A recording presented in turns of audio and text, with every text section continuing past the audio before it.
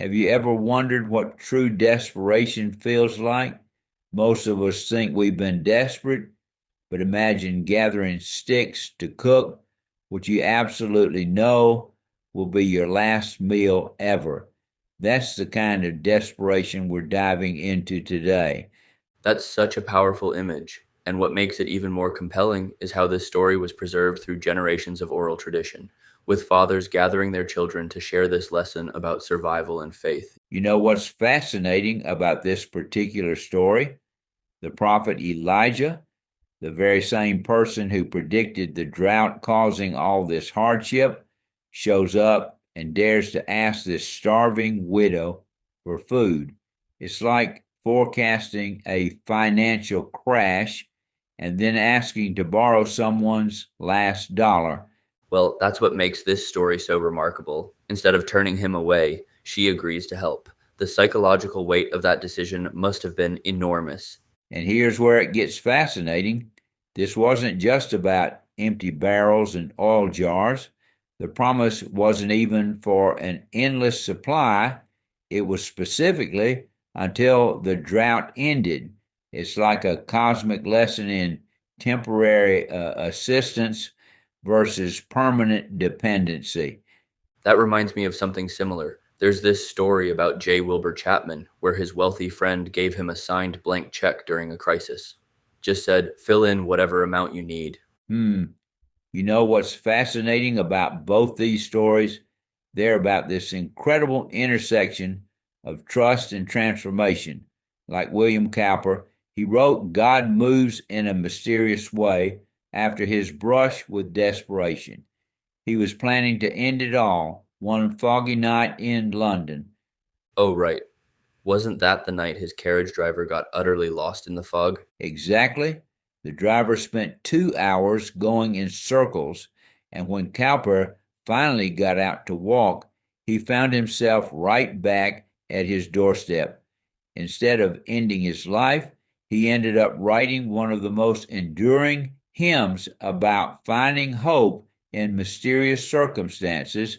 You know, these stories challenge our modern notion of self reliance, don't they? We're so conditioned to think we need to handle everything ourselves. That's exactly what makes these accounts so powerful. Like that missionary who ran out of money and had to live on oatmeal for a month. She was devastated until they discovered this hardship actually saved her life. It was exactly the diet she needed for an unknown medical condition. Well, that's quite a perspective shift from crisis to unexpected blessing, like that story about the little boy who prayed for a shirt and ended up with 12 of them. And what's clever about that one is how the parents handled it. They could have just put those shirts in a drawer, but instead they turned it into this dramatic moment of revelation, having his brother bring in the shirts one at a time. So, what do you think is the bigger lesson from all these stories of desperation turned transformation? I think it's about active trust versus passive waiting. These people were doing everything they could to help themselves while remaining open to help from unexpected sources. Like Dr. Max Reich, he had nothing to eat, and just as he was reflecting on how God feeds the sparrows, someone knocked on his door with half a chicken and fresh biscuits. That's such a powerful image. Standing there, listening to birds singing while wondering where your next meal will come from. And maybe that's the most important takeaway here. Desperation doesn't have to be the end of the story. Sometimes it's just the beginning of a better one. Even if we can't see it through the fog at the time, it's like that saying about working as if everything depends on you while praying as if everything depends on something greater than yourself.